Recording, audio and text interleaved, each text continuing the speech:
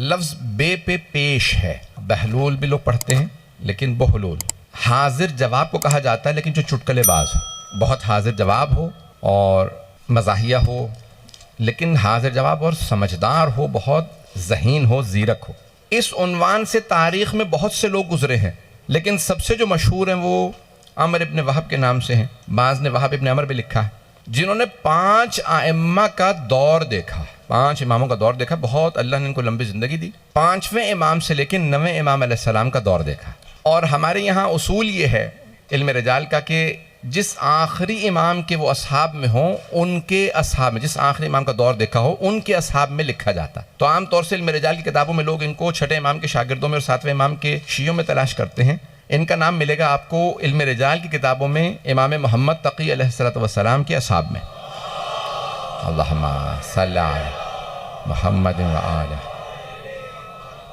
اس زمانے میں 5 ائمہ کا دور دیکھنا اور ہر امام کا ساتھ دینا یہ بہت بڑا اعزاز ہے، کیونکہ آپ خود کربلا ہی میں دیکھ لیجئے کہ جو بہت سے شہداء کربلا ہیں وہ پہلے اور دوسرے امام کے ساتھ نہیں تھے لیکن امام حسین کے ساتھ تھے۔ بات پہنچ رہی ہے؟ جیسے حضرت حر ہیں، حضرت زہیر قین ہیں، پہلے 2 اماموں کا ساتھ نہیں دیا لیکن کربلا میں آنے کے بعد مولا حسین کی طرف آ گئے۔ تو ایسے آپ کو بہت سے مل جائیں گے، تاریخ میں ایسے بہت سے لوگ ملیں گے جن کا انجام اچھا ہوا، اور ایسے بھی مل جائیں گے جنہوں نے ساتھ دیا انجام برا ہوا۔ گرامی حضرت عمر ابن وہب، یہاں تک بعض نے لکھا کہ ہارون الرشید جو خلیفہ تھا، قاتل تھا 7ویں امام کا، اور اس کو کہہ لیں کہ عباسی خلیفہ تھا، دنیا کی بڑی حکومتوں سے میں اس کی حکومت گزری ہے، اس کا قریبی رشتہ دار ہونے کا بھی ان کا مقام تھا، یعنی بہت قریبی رشتہ دار تھے۔ بعض نے لکھا خالازاد بھائی تھے، بعض نے اور بھی رشتے لکھے، مجھے تفصیل میں نہیں جانا، اور یہاں تک کہ اس کے وزیر بھی رہے ہیں۔ اس زمانے میں خلیفہ کا وزیر ہونا بہت بڑی بات تھی، خلیفہ کے بعد سب سے بڑا عہدہ ہی وزیر کا ہوتا تھا، اور انہوں نے امام کے عشق و محبت میں، ولایت امام علیہ السلام میں وزارت کو ٹھوکر ماری اور سڑکوں پہ آ گئے۔ عزیزان گرامی، یہ بہت بڑا اعزاز ہے کہ ساتھ بھی دینا اور اس کی خاطر، اس ساتھ دینے کی خاطر غربت کو اپنانا، فقر و فاقے کو اپنانا۔ عزیزان گرامی، دولت جمع کرنے والے تو بہت مل جائیں گے، عہدہ، منصب، دولت لٹانے والے آل محمد کے نام پہ۔ تو اب یہ وزیر تھے، ان کی مخبری ہو گئی، کچھ لوگوں کی مخبری ہوئی، وہ تقیہ کا دور تھا، بنی عباس کا دور، تقیہ بڑا سخت دور تھا، بنو امیہ کا بھی دور سخت دور تھا۔ تو اب ان کی مخبری ہو گئی کہ یہ شیعہ 7ویں امام کے چاہنے والوں میں، اور ہارون نے 7ویں امام کو زندان میں رکھا ہوا تھا۔ اب امام خود تقیہ میں ہے، یعنی کھل کے اظہار نہیں کر سکتے یہ میرا شیعہ ہے، اس کو یہ پیغام دے دوں، کیوں جانتے ہیں زندان میں ہوں، جس سے کھل کے بات کروں گا اس بیچارے کو مار دیا جائے گا، اسے شہید کر دیا جائے گا۔ بات پہنچ رہی ہے؟ تو امام کھل کے بات کا اظہار بھی نہیں کر سکتے۔ اب ایک مرتبہ جب ان کی مخبری ہوئی تو یہ چند افراد، 3 افراد 4 افراد گئے 7ویں امام کے پاس زندان میں، اور آنے کے بعد اظہار کیا، کہا کہ مولا آپ حالات جانتے ہیں، ہمارے لیے کیا حکم ہے؟ تو امام نے کہا جیم، ایک حرف ادا کیا، سبحان اللہ، جیم۔ سبحان اللہ۔ جتنے ذہن تھے انہوں نے اپنے اپنے حساب سے سوچنا شروع کیا۔ ان میں سے ایک کے قبیلے کا نام تھا جبل، وہ اپنے قبیلے میں واپس چلا گیا، یعنی بغداد سے باہر چلا گیا اور وہ بچ گیا۔ دوسرے نے امام علیہ السلام کے جیم سے جمل لیا، اونٹ پہ سوار ہوا، جہاں اونٹ لے جائے گا وہاں چلا جاؤں گا، وہ بھی بچ گیا۔ تیسرے تھے حضرت بہلول دانا، انہوں نے جیم سے سمجھا جنون، اب پہنچ گئے۔ اب یہ جنون لوگ سمجھ رہے تھے یہ ویسے دیوانے ہیں، حضرت بہلول دانا عشق امام میں جنون کی حد تک تھے، تو انہوں نے جیم سے جنون سمجھا۔ اچھا، جنون دیوانگی کے لیے انسان کو سرٹیفکیٹ کی ضرورت نہیں ہوتی، حرکتیں کرنے لگے سب مان لیتے ہیں۔ انہوں نے محل چھوڑا، سڑک پہ آ کے سونے لگے، بہترین کھانا رہنے دیا، اور وہ جو کوڑے پہ کھانا ہوتا تھا وہاں سے ایک روٹی کا ٹکڑا اٹھا لیتے، وہ کھا لیتے۔ تو ہارون نے کہا لگتا ہے کہ بہلول جو ہیں وہ دیوانے ہو گئے، محل چھوڑ کے سڑک پہ کون سوتا؟ صرف عاشق علی ابن ابی طالب۔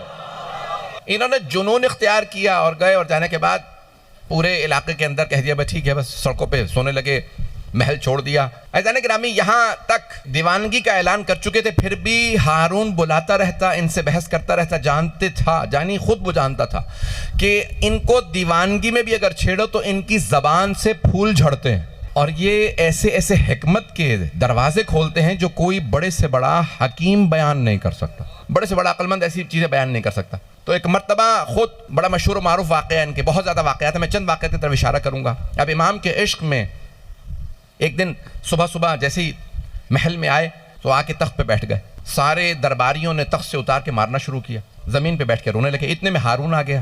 ہارون آ کے تخت پہ بیٹھا, پوچھا کیا بات ہے, یہ بہلول کیوں رو رہے ہیں؟ کہا حضور آپ کے تخت پہ بیٹھ گیا تھا, ہم نے اتار کے اس کو اچھی طرح مارا, مار پیٹ کی. تو کہا کہ اچھا کیا, آئندہ کسی کی ضرورت نہیں ہوگی کہ میلے کپڑوں کے ساتھ میرے تخت پہ بیٹھے. لیکن حضرت بہلول دانا چیخیں مار مار کے رو رہے ہیں, پورا دربار کا ماحول خراب کر رکھا. تو ایک مرتبہ ہارون الرشید نے کہا کیا بات ہے, کب تک روتے رہو گے, بس کرو اب. کہا نہیں, میں اپنے لیے نہیں, میں تیرے لیے رو رہا ہوں. کیا مطلب, میرے لیے کیوں رو رہا ہے, پٹا تو ہے, میرے لیے کیوں رو رہا ہے؟ کہا میں اتنی سی دیر کے لیے آل محمد کے حق پہ بیٹھا تھا, اتنی سی دیر کے لیے آل محمد کے حق پہ بیٹھا تھا, میں نے اتنی مار کھائی ہے, تو اتنے برسوں سے بیٹھا, سوچ سوچ کے رو رہا ہوں, تجھے کتنی مار پڑے گی. تو حضرت بہلول دانا بے انتہا ذہین, زیرک, سمجھدار, اور جس قدر ہو سکتا تھا آل محمد کی ولایت کا دفاع کرتے, جہاں جاتے وہاں پہ آل محمد کی ولایت کا دفاع کرتے. بس سرور کائنات نے کہا تھا یا علی لا یبغضو کا, کوئی آپ کا بغض نہیں رکھے گا سوائے اس کے کہ جس کا شجرہ خراب ہو. 3 نشانیاں پیغمبر نے بیان فرمائی ہیں کہ یہ 3 گناہ جس کے اندر ہوں گے, یہ 3 برائیاں ہوں گی, وہی علی کا بغض رکھے گا. تو ایک مرتبہ ہارون نے کہیں حضرت بہلول دانا سے کہا پتہ کیسے چلے گا کہ کوئی ایسی برائی رکھتا ہے یا نہیں رکھتا, وہ یہ اس کے اندر خرابی ہے یا نہیں ہے؟ کہا نہیں, کوئی مشکل بات نہیں ہے, تو ابھی بتا کتنے افراد چاہیے, میں لے آتا ہوں. جن کا شجرہ خراب ہو, کہا تو اعلان کر, کہا مجھے 40 افراد لا کے دے دے ابھی. حضرت بہلول دانا بغداد کے بازار میں آئے, کہا جتنے افراد علی کا بغض رکھتے ہیں ذرا سامنے آ جائیں. انہوں نے اعلان کیا جو علی کا بغض رکھتا ہے سامنے آئے. ایک آدمی نے کہا میں علی سے نفرت کرتا ہوں, کہا آ جا. دوسرا, تیسرا, یہاں تک کہ 40 افراد, کا باقی کی ضرورت نہیں ہے, صرف 40 چاہیے تھے. کہا اپنے دربار سے کہو, درباری سے کہو کہ دروازے کھولے دربار کے, 40 افراد لے آیا ہوں جن کے شجرے خراب ہیں. ایک مرتبہ ہارون نے کہا بہلول نہ ان کی پیشانیوں پہ لکھا, تجھے کیسے پتا کہ شجرے خراب ہے؟ کہ جس کے دل میں علی کا بغض ہو. یہ نظام ہے جہاں پہ حضرت بہلول دانا نے دفاع کیا, آل محمد کا دفاع کیا, جہاں جہاں ہو سکتا تھا. کہنا بہت آسان ہوتا ہے, اس ماحول میں جناب امیر کا دفاع کرنا بڑا مشکل کام تھا کہ جہاں پہ خود جناب امیر کی اولاد کو زندانوں میں رکھا گیا, سب سے زیادہ سادات کا قتل اس زمانے میں ہوا, اور وہاں پہ حضرت بہلول دانا دفاع کرتے تھے جناب امیر کا. یہاں تک کہ ایک مرتبہ ہارون رشید نے کہا کئی دن ہو گئے بہلول دانا محل میں نہیں آئے, میری طرف سے ذرا ان کے لیے ایک چرغہ بھیج دو. تو جیسے ہی سپاہیوں نے کہا اے بہلول دانا, ہارون رشید نے تمہارے لیے چرغہ بھیجا ہے, یہ مرغا, تو انہوں نے اٹھا کے کتوں کو ڈال دیا. کہ یہ تم نے کیا کیا, اتنے دن سے بھوکے تھے, تم نے کتوں کو کیوں ڈال دیا؟ کہا آہستہ بولو, اگر کتوں کو پتا چل گیا کہ اس نے بھیجا ہے تو وہ بھی نہیں کھائیں گے. بغض آل محمد رکھنے والے کا کھانا نہیں چاہیے. انسان کی ولایت پہ منفی اثر ہوتا. انسان اگر بغض رکھنے والے کے ہاتھ کی چیز کھائے گا, بغض ایک ہوتا کہ چاہتا ہے, ہمارے ہاں عام طور سے مسلمان اہل بیت کے چاہنے والے, کچھ ایسے ہوتے ہیں جو بغض رکھتے ہیں, چاہتے نہیں ہیں بلکہ بغض رکھتے ہیں. بغض رکھنے والے کا, ناسبی اور خارجی کے ہاتھ کا نہ کھاؤ. عقیدہ ولایت پہ منفی اثر ہوتا. بڑے بڑے علماء نے کہا کہ اس کا انسان کی ولایت کے عقیدے پہ, اس کے ولائے آل محمد کا جو عقیدہ ہے اس پہ منفی اثر ہوگا. عزیزان گرامی, اس زمانے میں اس انداز سے تبلیغ کرنا, گفتگو کو کرنا, لوگوں تک ولایت آل محمد کا پیغام پہنچانا, یہ حضرت بہلول دانا کا اعزاز تھا. اور انہوں نے مختلف انداز سے جو اس زمانے کے خلفاء تھے ان کے رازوں کو لوگوں کے سامنے نہاں کیا, بہت زیادہ ان کو. یہاں تک کہ ایک مرتبہ خود آئے, سارا بغداد جمع تھا, دیکھا کہ ہارون رشید مسجد کے سامنے تعمیرات کرواتے ہوئے سامنے خود کھڑا. کہا ہارون کیا کر رہے ہو؟ کہا مسجد بنوا رہا ہوں. کہا کس کے لیے؟ کہا اللہ کی خاطر. یہ بھی کوئی پوچھنے کی بات ہے؟ کہا پھر ذرا باہر نام لکھوا دے, مسجد بہلول دانا. کہا واہ, بنواؤں میں, نام تیرا لکھوا دو؟ میں اپنا نام لکھواؤں گا کہ میں نے مسجد بنوائی. کا اس کا مطلب ہے اپنے نام کے لیے بنوا رہا ہے, اللہ کے لیے نہیں بنوا رہا. کبھی دھوکہ نہ کھائیے گا. جب بغض آل محمد رکھنے والے نیک کام بھی کریں تو ریاکاری بھی ہوتا ہے, اللہ کی خاطر نہیں ہوتا. ایسے افراد کبھی اللہ کی خاطر نہیں کرتے. کبھی بھی ان کے نیک کاموں سے بھی دھوکہ نہ کھائیے گا. یہ نیک کام بھی کریں تو اس کے اندر بغض, ریاکاری, دکھاوا سب کچھ موجود ہوتا ہے. عزیزان گرامی, اس لیے ضروری ہے کہ انسان نیتوں کو خالص رکھے. یہاں تک ملتا ہے کہ پرانے زمانے میں آپ جانتے ہیں عمومی حمام ہوتے تھے, جہاں لوگ وہ لنگ باندھتے تھے اور آتے تھے, اور وہیں پہ پبلک باتھ روم ہوتے تھے, گھروں میں حمام نہیں تھے. تو ایک مرتبہ اعلان ہوا کہ ہارون الرشید خلیفہ وقت حمام میں آ رہے ہیں, لوگ عام جو عوام ہے وہ حمام خالی کر دیں.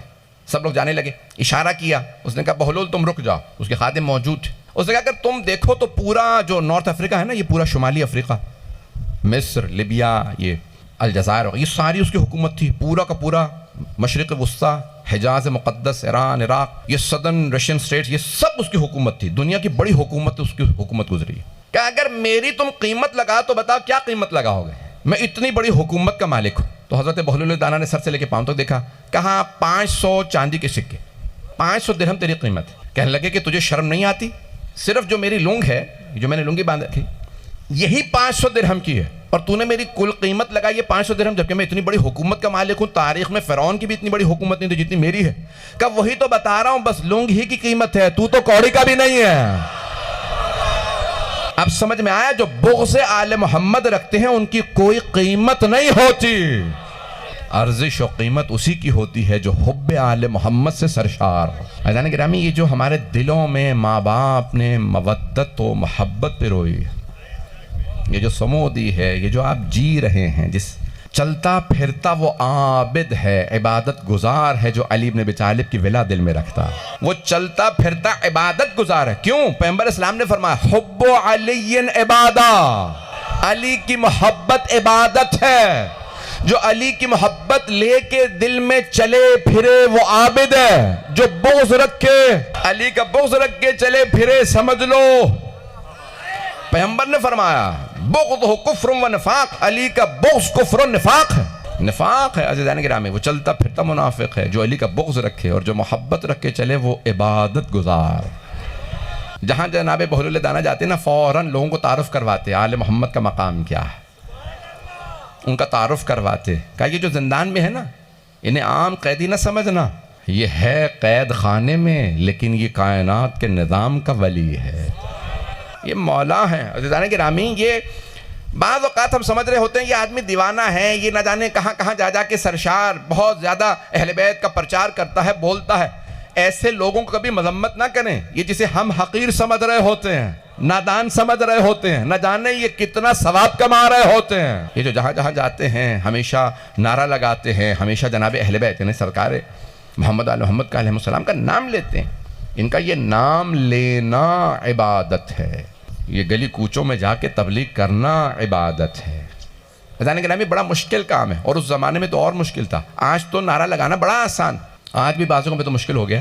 عزیزان گرامی، اس زمانے میں جناب امیر کا نام زبان سے بعد میں مکمل ہوتا تھا، سر گردن سے یعنی تن سے جدا کر دیا جاتا۔ اس زمانے میں ان لوگوں نے، ان ہستیوں نے جناب امیر کا نام لیا، صرف نام نہیں لیا، دفاع کیا۔ جہاں جاتے تھے دفاع کرتے تھے، جہاں جاتے تھے جناب امیر کا کھل کے نام لیتے تھے۔ عزیزان گرامی، اس زمانے میں دفاع کرنا بڑا مشکل کام تھا، یہاں تک کہ مختلف انداز سے حضرت بہلول دانا کو ہارون ان کی توہین کرتا، ان کی تصحیح کرتا۔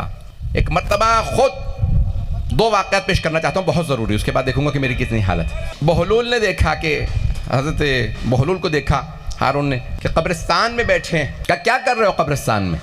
کہا میں ایسے لوگوں میں بیٹھا ہوں جن سے نقصان نہیں پہنچتا۔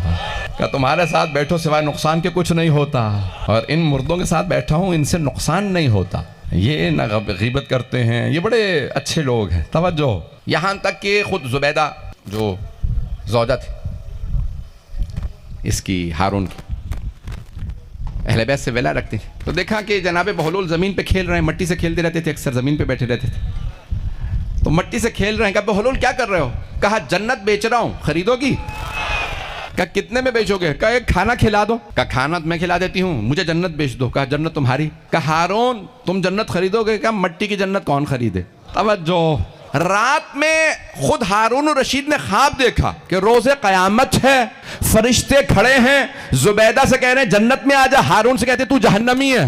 صبح اٹھا کہ بہلول جنت بیچ رہے ہو؟ کہا نہیں، میں بغیر دیکھے جنت خریدنے والوں کو بیچتا ہوں۔